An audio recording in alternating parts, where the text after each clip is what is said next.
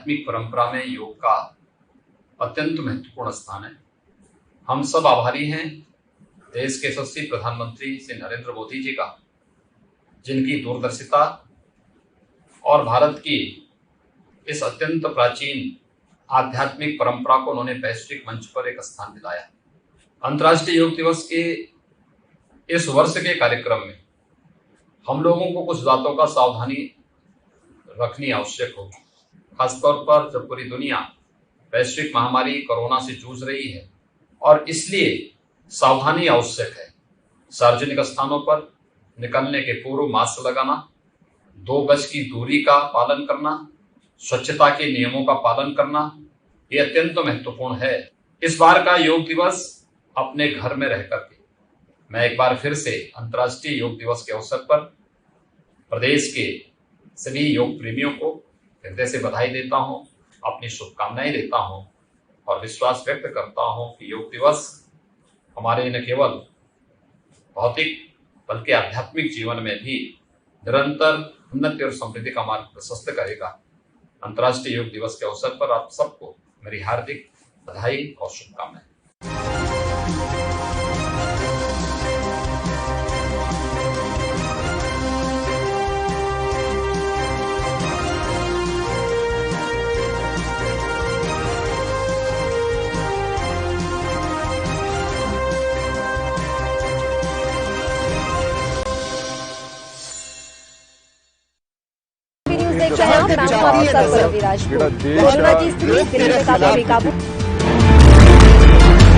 खबरनामा, खबर से असर तक शाम 5 बजे सिर्फ ANB न्यूज पर।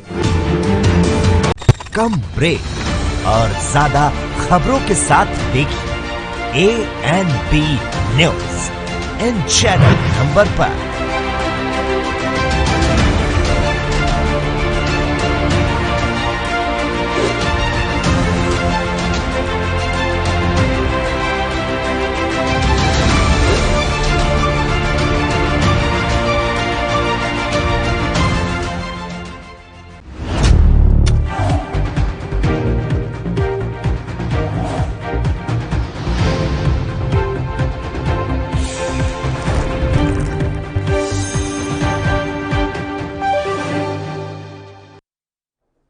नमस्कार, स्वागत है आपका ANB न्यूज में और मैं हूं जुबैर खान। कुछ दिन पहले भाजपा सांसद जॉन बारला ने उत्तर बंगाल के जिलों को मिलाकर अलग केंद्र शासित प्रदेश बनाने की मांग की थी।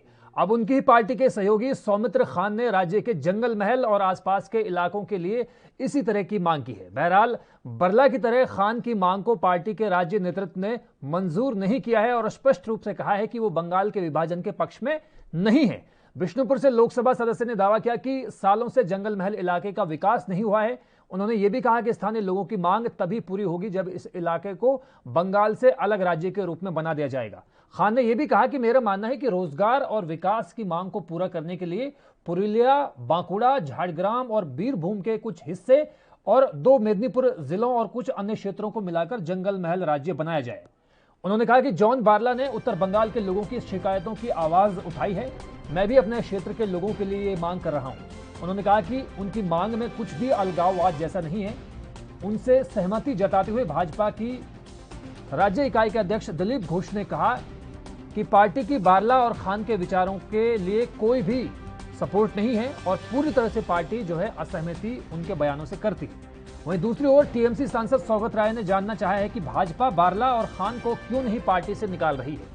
रॉय ने कहा है कि अगर भाजपा अपने सांसदों के बयानों का समर्थन नहीं कर रही है तो उन्हें निष्कासित क्यों नहीं किया जा रहा। पार्टी राज्य में अशांति फैलाने की योजना बना रही है।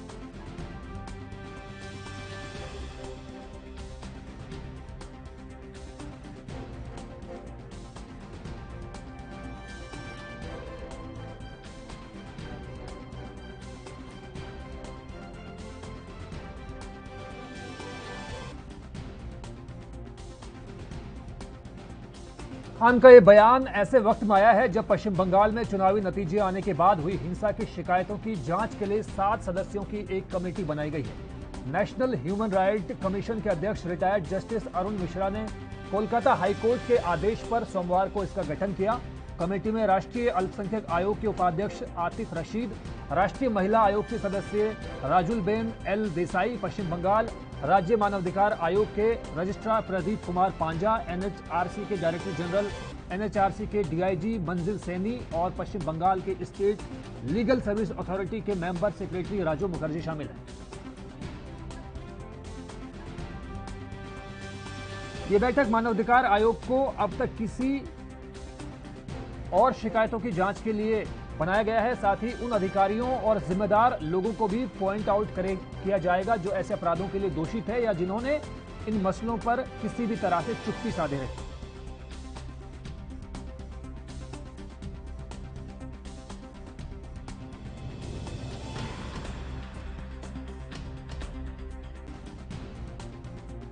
तो आप देख सकते हैं कि पश्चिम बंगाल में एक और राज्य की मांग की है बीजेपी सांसद सौमित्र खान ने। हालांकि पार्टी आलाकमान ने यह जरूर कहा है कि यह सौमित्र खान का निजी बयान है, पार्टी को इस बयान से कोई भी सरोकार नहीं है।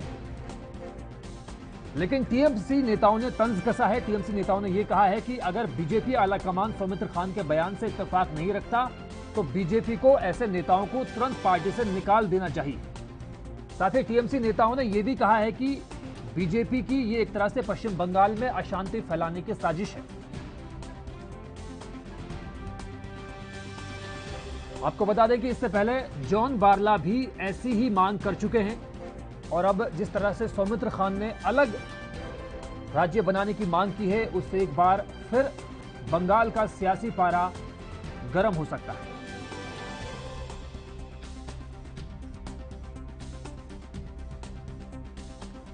आपको बता दें कि सौमित्र खान बीजेपी के सांसद हैं और बिष्णुपुर से इस वक्त एमपी हैं।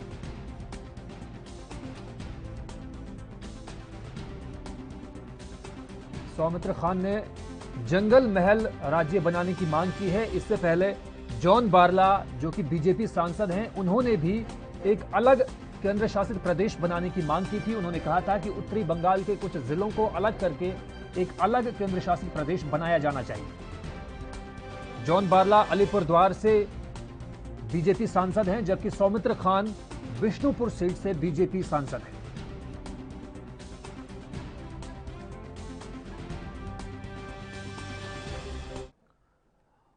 और इस वक्त रुख करेंगे एक बड़ी खबर का। दरअसल कांग्रेस पार्टी लगातार केंद्र सरकार को घेरती हुई नजर आ रही है। केंद्र सरकार को घेरने की तैयारी में एक बार फिर कांग्रेस पूरी तरह से जुटी हुई नजर आ रही है। कोरोना पर राहुल गांधी ने कहा है कि जल्द ही वो एक श्वेत पत्र जारी करेंगे। तो आज सुबह लगभग 11 बजे राहुल गांधी एक प्रेस कॉन्फ्रेंस करेंगे और वीडियो कॉन्फ्रेंसिंग के जरिए इस प्रेस कॉन्फ्रेंस का आयोजन किया जाएगा।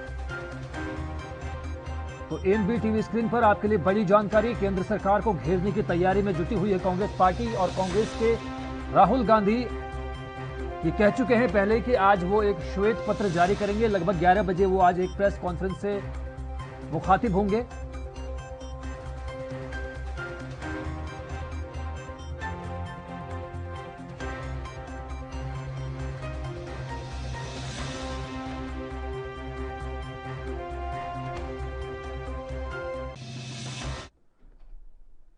तो बहरहाल बंगाल में लगातार इस बात की कवायद चल रही है कि बीजेपी के जो दो बड़े नेताओं ने बयान दिए हैं कि बंगाल में अलग राज्य बनने चाहिए। इस मसले को समझने के लिए हमारे साथ दो खास मेहमान इस वक्त हमारे साथ मौजूद हैं। हमारे साथ संजय चक्रवर्ती जी मौजूद हैं, टीएमसी प्रवक्ता। हमारे साथ राव आनंद जी भी मौजूद हैं, बीजेपी प्रवक्ता। सबसे पहले सर दोनों मेहमानों का एएनबी में बहुत बहुत स्वागत है। मैं राव आनंद जी आपके पास सबसे पहले आना चाहूंगा। सर 1905 में लॉर्ड कर्जन ने बंगाल को अलग करने की कोशिश की, उसके बाद में 1947 में बंगाल को अलग कर दिया गया और उसके बाद में अब एक नई कवायद शुरू की गई है आपकी पार्टी के नेताओं के द्वारा, चाहे सौमित्र खान की हम बात करें चाहे जॉन बारला की हम बात करें।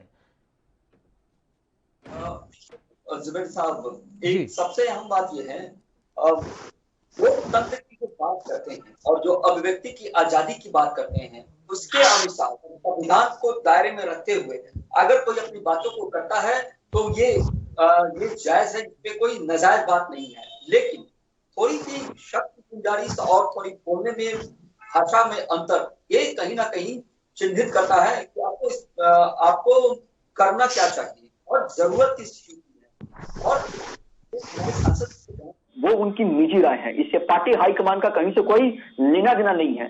लेकिन मैं आपको एक चीज बताना चाहूंगा कि जो विपक्ष हर वक्त अभिव्यक्ति की आजादी की बात करता है और लोकतंत्र खतरे की बात करता है, जब ममता दीदी के यहाँ जब हमारे देश के कोई नागरिक जाकर प्रचार करते हैं तो वो उस वक्त बाहरी हो जाते हैं, और खुद वहां के सांसद अगर कोई बात करते हैं तो वो उसके ऊपर केस और कानून के तहत उस पर कार्रवाई करते हैं। तो ये दोनों दो पक्ष हैं। या तो आप लोकतंत्र और व्यक्ति आजादी का नाम मत लीजिए, और मैंने आपको एक बात और स्पष्ट कहा कि इससे हमारी पार्टी के हाई कमान का भी कोई लेना देना नहीं है, ये उनकी व्यक्तिगत और निजी राय है जी।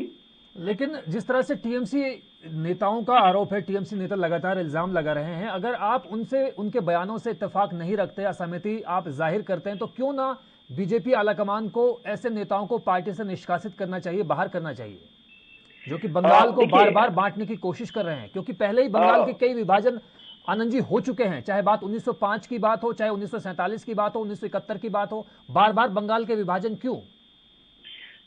देखिए, लोकतंत्र में और संविधान में भी हमारा एक क्लॉज है जिसके अनुसार आबादी के अनुसार राज्य बनाने की और विधानसभा बनाने की इजाजत होती है। शायद ये जो सेंट्रल विस्टा का जो निर्माण हो रहा है वो भविष्य के सांसदों को ध्यान में रखते हुए ही किया जा रहा है, ये एक अहम बात है। लेकिन मैंने आपको अपने एक प्रारंभिक संबोधन में एक महत्वपूर्ण बात कही थी कि अभिव्यक्ति की आजादी और संविधान की स्वतंत्रता और उसकी बातों को जी मैं रोकना चाहूंगा आपको, फिलहाल वक्त एक ब्रेक का हुआ है, जल्द लौटते हैं।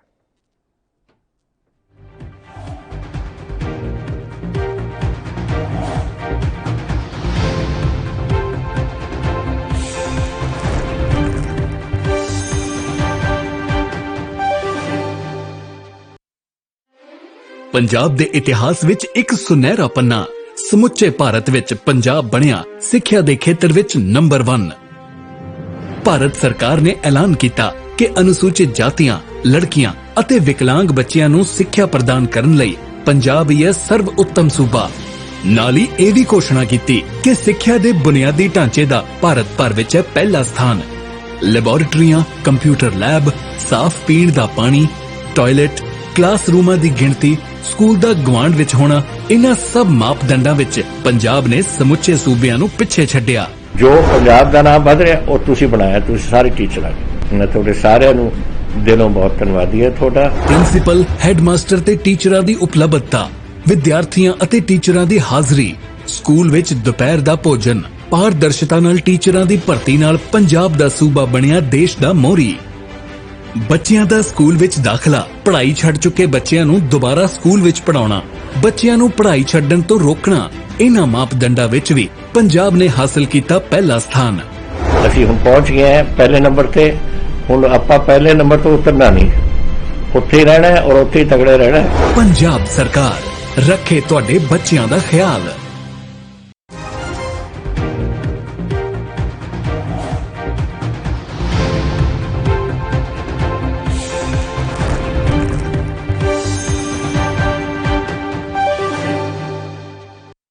तो ब्रेक के बाद स्वागत है आपका। जिस तरह से पश्चिम बंगाल में लगातार बीजेपी के कुछ नेता अलग राज्य बनाने की मांग कर रहे हैं, उनमें सौमित्र खान का नाम भी अब जुड़ गया है। सौमित्र खान ने कहा है कि जंगल महल नाम से एक अलग राज्य पश्चिम बंगाल में बनना चाहिए। उन्होंने ये भी कहा और बल्कि जोर देते हुए कहा कि इसमें कहीं ऐसा नजर नहीं आता कि इसमें कहीं भी कुछ अलगाववादपन है।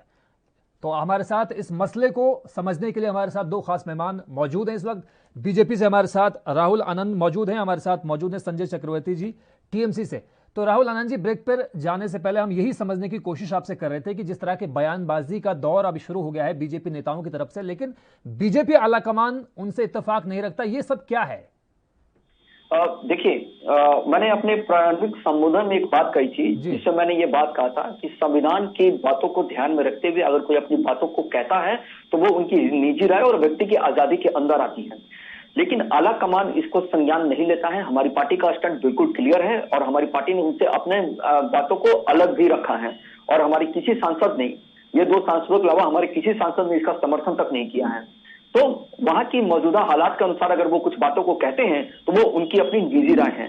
चलिए, मैं संजय जी के पास आना चाहूंगा। राहुल आनंद जी बार बार यही कह रहे हैं कि उनकी जो पार्टी है इन बयानों से इत्तेफाक नहीं रखती, ये सौमित्र खान के अपने निजी बयान है। तो आपका क्या टेक है संजय चक्रवर्ती जी इस बयान पर? पहली बात तो अभी राहुल आनंद जी ने दो अच्छी बात की कि संविधान के अनुसार, जनसंख्या के अनुसार अगर विभाजन की बात होती है तो मैं सबसे पहला विभाजन में उत्तर प्रदेश का मानता हूँ। उसको 5 हिस्सों में करना चाहिए, क्योंकि 25 करोड़ की जनसंख्या है। पूर्वांचल, पश्चिमांचल, मध्यांचल, आवाज, बुंदेलखंड, इन 5 हिस्सों में इसको टुकड़े टुकड़े कर देना चाहिए ताकि जो है डेवलपमेंट हो सके। तो बंगाल में भी यही चाहते हैं उत्तर प्रदेश का अगर जो है टुकड़े नहीं हो रहे हैं और विभाजन नहीं हो रहा है तो पश्चिम बंगाल में बोलने का इनके सांसदों को क्या हक है? दरअसल क्या है कि ये खिसियानी बिल्ली खंबा नोचे वाली बात है। ये हार पचा नहीं पा रहे। दूसरी, इनकी अंदरूनी लड़ाई बड़ी तेज हो चुकी है। इनके जो इस समय जो है टूट फूट मची हुई है। आप देख रहे हो कि जब गवर्नर के यहाँ पे जो है परेड कराने के लिए 75 विधायक को बुलाया गया था तो उसमें 50 पहुंचे हैं।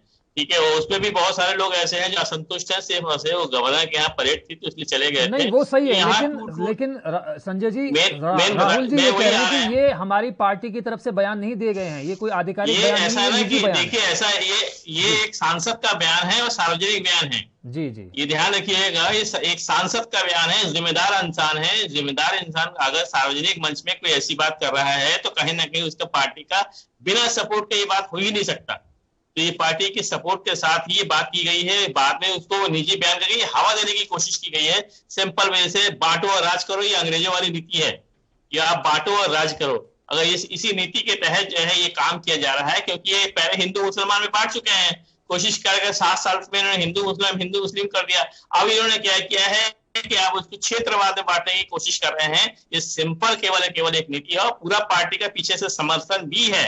ऐसा नहीं हो सकता है कि एक सांसद एक जिम्मेदार पद पे सार्वजनिक रूप से निजी बयान दे सकता है। ये ऐसा नहीं हो सकता है। ये बाकायदा ये रणनीति के तहत ये बयान दिया गया है और इसके खुलासे अभी आने वाले समय में होते रहेंगे। आप देखते रहिएगा। ये बंगाल को शांत होकर रहने नहीं देना चाहते हैं, ये बंगाल को सुलगा कर रखना चाहते हैं। बार बार कोशिश ये कर रहे हैं कि वहां पे वो अशांति बनी रहे और ताकि जो है मुद्दों से हम जो है पूरे देश के जो मुद्दे हैं उन मुद्दों से लोगों को भटकाया जा सके। चलिए ठीक है, राहुल आनंद जी से हम उनका जवाब लेंगे। लेकिन राहुल आनंद जी, हम अगर थोड़ा अतीत में चले तो 1943 और 1946 में श्यामा प्रसाद मुखर्जी ने लगातार विरोध किया था और बल्कि मुखालिफत की थी इस बात को लेकर कि बंगाल का विभाजन किसी भी कीमत पर नहीं होना चाहिए, यूनाइटेड बंगाल ही रहना चाहिए। लेकिन अब आप ही की पार्टी के जिम्मेदार नेता सांसद पद पर मौजूद हैं, देश को चलाने की कोशिश कर रहे हैं, देश की सबसे बड़ी पंचायत में वो बैठते हैं और इस तरह का बयान जब देते हैं तो आप कहते हैं कि ये हमारी पार्टी का बयान नहीं है। देखिए, पहले बिहार, बंगाल और उड़ीसा एक ही था, लेकिन समय के अनुसार वो बढ़ गए। ठीक है, आबादी के अनुसार वो उस वक्त वहां की जरूरत पड़ी तो संविधान के दायरे में आके उनको बांटा गया ताकि सब राज्य अपना विकास कर सकें। और मैं आपकी इस बात से बिल्कुल सहमत हूं कि हमारे श्यामा प्रसाद मुखर्जी जी ने इसका विरोध किया था। और यही नहीं, और अभी भी अगर हमारे सांसद में से कोई एक सांसद अगर अपनी व्यक्तिगत राय देता है तो उसको अमल करने का कार्य अगर हाई कमान करता है तो हाई कमान पे उंगली उठ सकता है, लेकिन नहीं करता है तो इसका मतलब ये है कि हाई कमान इस सब बातों को नजरअंदाज किए हुए कोई मतलब नहीं है। लेकिन अभी टीएमसी के बड़े भाई ने एक बात कही कि उत्तर प्रदेश को भी बट जाना चाहिए, तो ये बांटने का समर्थन तो वो स्वयं कर रहे हैं, वो उनको तो इसका प्रोटेस्ट करना चाहिए, जबकि वो तो विरोध कर रहे हैं। और उन्होंने एक बात कही कि हिंदू मुसलमान को बांटने की बात, सौगत राय ने तो कह ही दिया है कि पार्टी से ऐसे नेताओं को निष्कासित किया जाना चाहिए। देखिए, हर वक्त अगर कोई अपनी निजी बयान दे तो आप उससे पार्टी से निष्कासित नहीं कर सकते हैं। उसके लिए बाकायदा कमेटी बैठती है, जांच बैठता है, बातें होती है, उसके बाद जाकर निष्कर्ष निकलता है कि क्या करना चाहिए। अगर लोग वहां के लोग थोड़ा सा, मैं बंगाल की बात कर लेता हूं, तो बंगाल में अगर निष्कासित करने की बात कही जाती है तो मैं वही विपक्ष से ये बात पूछना चाहता हूं कि जब हमारे देश का नागरिक बंगाल में जाकर चुनाव प्रचार करता है तो वो उस वक्त बाहरी हो जाता है। और लोकतंत्र खतरे में चला जाता है। और वही नागरिक, वहां का नागरिक अगर कोई बयान जारी कर देता है किसी खास पार्टी का, तो लोग कहते हैं कि इसके ऊपर केस होना चाहिए, ये बांटने का काम कर रहे हैं। तो यहीं पे दो तरफा और दो तरह का जो व्यवहार है वो प्रत्यक्ष और अप्रत्यक्ष रूप से वहां देखने को मिलता है। और माननीय बड़े भाई ने एक बात और कही कि हिंदू मुसलमान को बांटने की बात ये हर वक्त कहते हैं, तो मैं आपको एक चीज के लिए विश्वास दिलाना चाहूंगा कि आप इस चीज से बाहर निकलिए। अब हिंदू मुसलमान करने से कोई पार्टी नहीं जीतेगी। हिंदू मुसलमान ने एक अच्छी परिभाषा दी है कि राम मंदिर बनाने में मुसलमान ने अपनी जमीन दी है, ये पहचान है भारतीयता की, ये पहचान है। आप इसको लेकर आगे बढ़िए ना। आप हिंदू मुसलमान अब पुराना मुद्दा है, उसको छोड़ ही दिया जाए तो बेहतर है जी। अच्छा ठीक है संजय जी, आपके ऊपर डबल पैरामीटर्स को अपनाने का इल्जाम लगाया है उन्होंने, डबल स्टैंडर्ड्स का भी इल्जाम लगाया है। लेकिन जिस तरह से अब एक जांच कमेटी नियुक्त की गई है, जांच कमेटी का गठन किया गया है, 7 सदस्यीय टीम का गठन किया गया है इस बात को लेकर कि जो बंगाल चुनाव के दौरान हिंसा हुई थी, क्या उसको दबाने के लिए कोई ऐसी साजिश है, कोई ऐसा बयान नहीं दिया गया है आपको लगता है? है एक तरीके से जांच कमेटी, हम लोग तो हमेशा वेलकम कर रहे हैं जांच कमेटी हो, और गृह मंत्रालय से भी जांच कमेटी पहुंची है। 7 मई को गृह मंत्रालय में जांच कमेटी पहुंचाई है। मानवाधिकार भी जांच कमेटी, हम तो कहते हैं सुप्रीम कोर्ट से भी जो है जांच कमेटी बैठा दी है। दूध का दूध पानी का पानी हो जाए, पता तो चले कि आखिर जो है ये दंगा फसाद करने वाले थे कौन, टीएमसी का नाम पे बदनाम करने वाले लोग। क्योंकि कोई भी, आप खुद ही सोचो कि कोई अपने घर में आग लगाना नहीं चाहेगा, कोई नहीं चाहेगा कि हमारे घर पे आग लगे। जब हमारी खुद की सरकार है, कोई अपनी सरकार की बदनामी नहीं कराना चाहता है। ये सिर्फ और सिर्फ एक चीज है, एक तरीके से मतलब बदनाम करने की साजिश है कि बंगाल को लगातार जो है आग में झोंका जा सके, ताकि देश के जितने सारे मुद्दे हैं उन मुद्दों को भटकाया जा सके। अभी जैसे राहुल जी ने बताया कि हिंदू मुस्लिम को किनारे छोड़ दी जा रहे हैं। अभी 2-3 महीने इंतजार कर लीजिए, उत्तर प्रदेश का चुनाव आने वाला है, अभी शुरू होगा हिंदू मुसलमान, क्योंकि उसके बिना वो तो आपके ऑक्सीजन है ना, उस ऑक्सीजन के बिना तो आप लोग रह ही नहीं पाते हो। आज तक का आपका एक ही बता दो कि कभी आपने किसी भी चुनाव को बिना हिंदू मुसलमान किए, बिना जय श्री राम के नारे लगाए आपको कोई चुनाव जीता हो तो आप बता दो। आप चुनाव जीत ही नहीं पाएंगे। ये ऑक्सीजन है, ये ऑक्सीजन देता है आपको, और इस ऑक्सीजन के सहारे ही आप जिंदा हैं। इसी तरीके से आज तक यही करते चले आए और आगे भी ये करते चले जाएंगे, क्योंकि ये आपका मेन पॉइंट है। इसी पॉइंट पे ही तो आप लोगों को फोकस करते हो। बाकी तो विकास के नाम पे कुछ नहीं है, जीरो है टोटल। जो कुछ भी है, महंगाई देखिए, आग लगी है, मतलब पेट्रोल ने तो सेंचुरी मार दिया था, डीजल ने भी सेंचुरी मार दी, डबल सेंचुरी मार दी, सरसों का तेल ने डबल सेंचुरी मार दी। मतलब इस समय इन लोग सब नॉट आउट चल रहे हैं और ये आगे भी लंबे समय तक खेलते रहेंगे। मुद्दा इनके पास है नहीं किसी तरीके से, तो मुद्दे को किस तरीके से लोगों का ध्यान भटकाया जा सके, इस ध्यान भटकाने की कोशिश की जा रही है। लेकिन जंगल महल बनाने की जो बात कही है सौमित्र खान ने, या उससे पहले जॉन बारला ने जिस तरह से उत्तरी बंगाल के कुछ जिलों को अलग करके एक नया प्रदेश या केंद्र शासित प्रदेश बनाने की मांग की थी, संजय जी आपको क्या लगता है कि क्या सबसे बड़ा नुकसान हो सकता है अगर इस तरह के राज्य बंगाल में बनते हैं? तो देखिए, नुकसान क्या, हम तो कह रहे हैं ना कि अगर जनसंख्या के आधार पर आप करते हो तो उत्तर प्रदेश को 5 भागों में बांटो ना। आप आवाज क्यों नहीं उठाते? यहाँ से उत्तर प्रदेश के लिए, मध्य प्रदेश के लिए आवाज क्यों नहीं उठाते? आप जो है आपके बिहार के लिए आवाज उठाइए, इस तरीके से बिहार राज्य को बांटिए। आप बंगाल पे ही क्यों? किस लिए बंगाल पे? क्यों? क्योंकि आप बंगाल जीत नहीं पा रहे, इसलिए आपको फोकस इसीलिए है कि आप जानते हैं कि अगर दो जगह पे हो जाएगा, 2 जगह मुख्यमंत्री ममता बनर्जी नहीं रह पाएगी। इस वजह से आप सिर्फ और सिर्फ ये डर है ममता दीदी का, क्योंकि अब पता है कि 2000 आज तक चुनाव ममता दीदी से वो जीत नहीं पाए, 2014 से लेकर के आज तक, और 2024 में इनकी हालत ममता दीदी ही खराब करेंगी। ये सत्ता से बाहर जाने वाले हैं, तो उसका एक सबसे बड़ा कारण होगा वो ममता दीदी होगी, और इसका परिणाम आप अभी उत्तर प्रदेश के चुनाव में आप देख लीजिएगा। बिना हमारे कोई सरकार नहीं बनने वाली है, ये तय बात। तो राहुल जी, सुना आपने संजय जी को। संजय जी ने सीधे तौर पर कहा कि अगर जनसंख्या के आधार पर ही नए राज्यों का गठन होना है तो सबसे पहले बीजेपी को उत्तर प्रदेश में, मध्य प्रदेश में और बंगाल में जो जनसंख्या है उस पर फोकस करना चाहिए बजाय बंगाल के, क्योंकि बंगाल में बीजेपी कभी जीत नहीं पाई है, बंगाल में बीजेपी का जो कमल है वो खिल नहीं पाया है, इसलिए वहां पर अशांति फैलाना चाहती है आपकी पार्टी, ये कह रहे हैं संजय जी। देखिए, संजय जी का मैं बहुत सम्मान करता हूँ, बड़े व्यक्ति हैं हम, लेकिन शायद वो बात करते वक्त अति महत्वाकांक्षी बोली बोल रहे हैं। अति महत्वाकांक्षी बोलने का तात्पर्य मेरा ये है यहाँ पर कि ये बोले कि बीजेपी वहां जीत ही नहीं पाई। अगर बीजेपी जीती नहीं तो फिर हमारी वो एमएलए उतने कैसे आए? 75 के आसपास एमएलए कैसे आ गए? और नहीं बनी, शायद इसलिए कह रहे हो। देखिए, पहले कभी हम विपक्ष में भी नहीं थे, आज हम विपक्ष की अहम भूमिका में हैं, कल हम पक्ष में भी आ जाएंगे। ये समय के साथ है। अगर वहां की जनता चाहती है कि कुछ दिन अभी हम विपक्ष का रोल करें तो ये अच्छी बात है। और इन्होंने एक बात कही कि डरती है ममता दीदी से, तो बिल्कुल सही बात इन्होंने कही कि डरती तो है भाई। वहां पे राज्यपाल को डर है, वहां के आवाम के डर है, बीजेपी के कार्यकर्ताओं को डर है कि वो धड़ल्ले से टीएमसी को ज्वाइन कर रहे हैं, डर तो है। और ये नहीं कहना चाहिए राहुल आनंद जी। अगर राज्यपाल किसी सरकार से डरेंगे, किसी मुख्यमंत्री से डरेंगे, तो ये तो बहुत बड़ा बयान आप दे रहे हैं। इस तरह नहीं होना चाहिए कि कोई राज्यपाल किसी मुख्यमंत्री से डरे, ये नहीं होना चाहिए। किसी पार्टी से राज्यपाल को नहीं डरना चाहिए। जुबेर साहब, मैं यहाँ पे थोड़ा क्लियर कर देता हूँ अपनी बात को कि डर का माहौल का मतलब, डर राज्यपाल का डर का मतलब मेरा यहाँ ये था कि राज्यपाल ने बार बार उस बातों को दोहराया है कि जो पश्चिमी बंगाल में जो घटना घट रही है उसको लेकर जो उनके मन में जो डर है कि जो सांप्रदायिक घटना घट रही है उसको लेकर जो वो लगातार चर्चा कर रहे हैं, इस डर के बारे में मैंने चर्चा की है कि कहीं कुछ अनर्थ ना हो जाए, इसलिए डर है कि इस पे जो सुप्रीम जो हाई कोर्ट ने भी जो मानवाधिकार आयोग को ये निर्देश दिया है कि वहां कमेटी बनाकर वहां जांच की जाए ताकि जो अवाम है वो स्वतंत्रता के साथ रहे, कहीं कोई दिक्कत ना हो। और रही बात 2024 की, तो वो तब देखेंगे कि उस समय का माहौल क्या होता है। ममता दीदी के बिना ही आज सरकार चल रही है पिछले 10 साल से बीजेपी की, तो हम अपनी बातों को रखेंगे। और जो आपने बात कहा ऑक्सीजन के बारे में, तो मैं आपको एक चीज और स्पष्ट कर देता हूं कि अगर बीजेपी को अगर मुसलमान भाइयों ने वोट नहीं दिया तो फिर ये 300 से ऊपर सांसद कैसे आ गए। इसलिए हर किसी का योगदान है बीजेपी को जिताने में, और पूरे 135 करोड़ को ये रिप्रेजेंट करती है, ना कि सिर्फ एक हिंदू को रिप्रेजेंट करती है। ये कहना गलत नहीं, है। ये तो हमारे देश के लोकतंत्र की खूबसूरती है। संविधान इस बात की हर नागरिक को इजाजत देता है कि कोई भी व्यक्ति किसी को भी वोट कर सकता है। इसमें तो कहीं किसी को कोई दिक्कत नहीं होनी चाहिए। जी, लेकिन संजय जी, आपके जो है, आपने जो इल्जाम लगाए हैं, आपने जो आरोप लगाए हैं, उनका जवाब देना चाहते हैं। जी संजय जी। आप सीधे सीधे 10 करोड़ लोगों का अपमान कर रहे हैं, आप बंगाल की जनता का अपमान कर रहे हैं कि डर का माहौल की बात करके।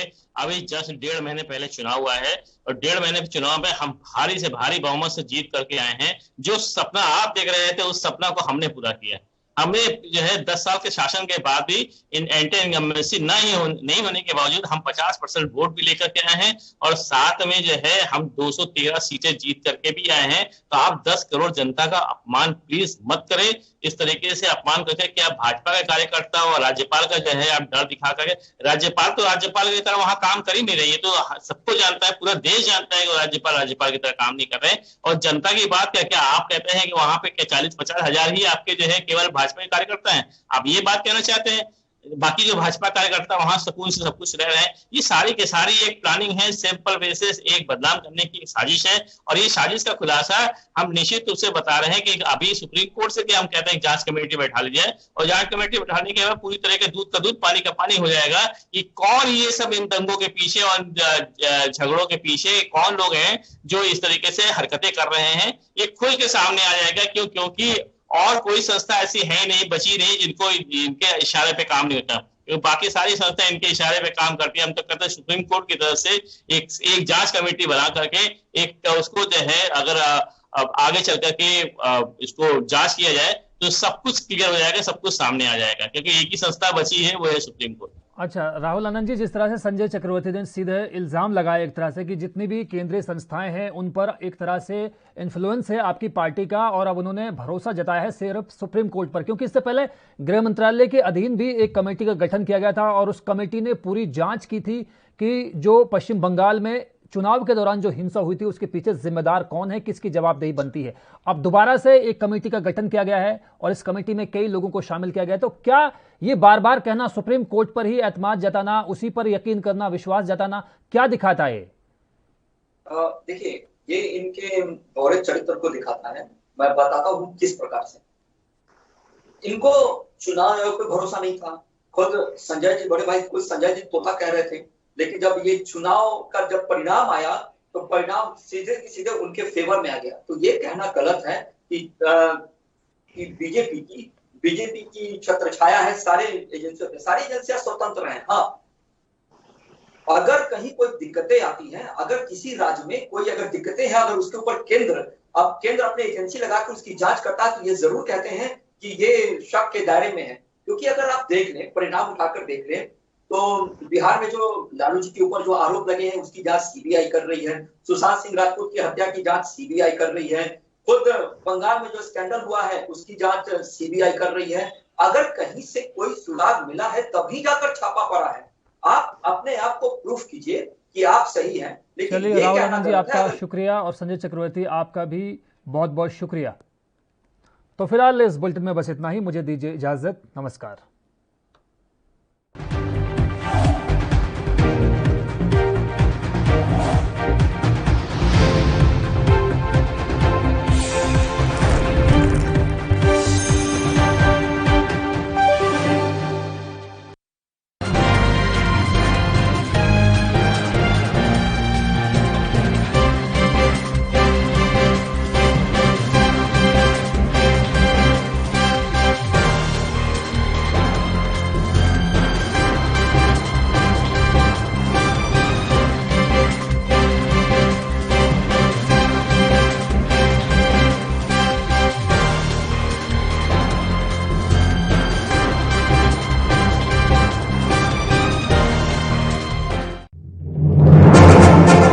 ਅੱਜ ਪੰਜਾਬ ਸਕੂਲੀ ਸਿੱਖਿਆ ਵਿੱਚ ਪੂਰੇ ਦੇਸ਼ ਵਿੱਚ ਪਹਿਲੇ ਨੰਬਰ ਤੇ ਆਇਆ ਹੈ। ਅੱਜ ਸਾਡੇ ਪੰਜਾਬ ਦੇ ਸਰਕਾਰੀ ਸਕੂਲਾਂ ਦੇ ਨਤੀਜੇ ਬਾਕੀਆਂ ਨਾਲੋਂ ਸ਼ਾਨਦਾਰ ਆ ਰਹੇ ਨੇ।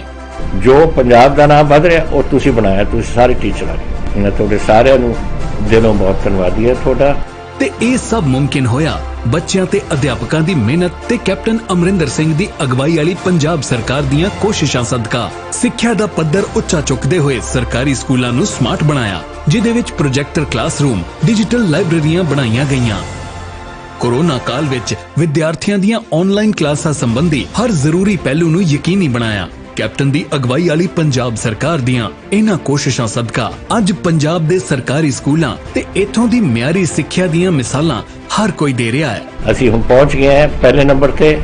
ਹੁਣ ਆਪਾਂ ਪਹਿਲੇ ਨੰਬਰ ਤੋਂ ਉਤਰਨਾ ਨਹੀਂ, ਉੱਥੇ ਹੀ ਰਹਿਣਾ ਹੈ ਔਰ ਉੱਥੇ ਹੀ ਤਗੜੇ ਰਹਿਣਾ ਹੈ। ਸਿੱਖਿਆ ਦਾ ਮਿਆਰ ਵਧਾਇਆ, ਸਰਕਾਰੀ ਸਕੂਲਾਂ ਨੂੰ ਨੰਬਰ 1 ਬਣਾਇਆ।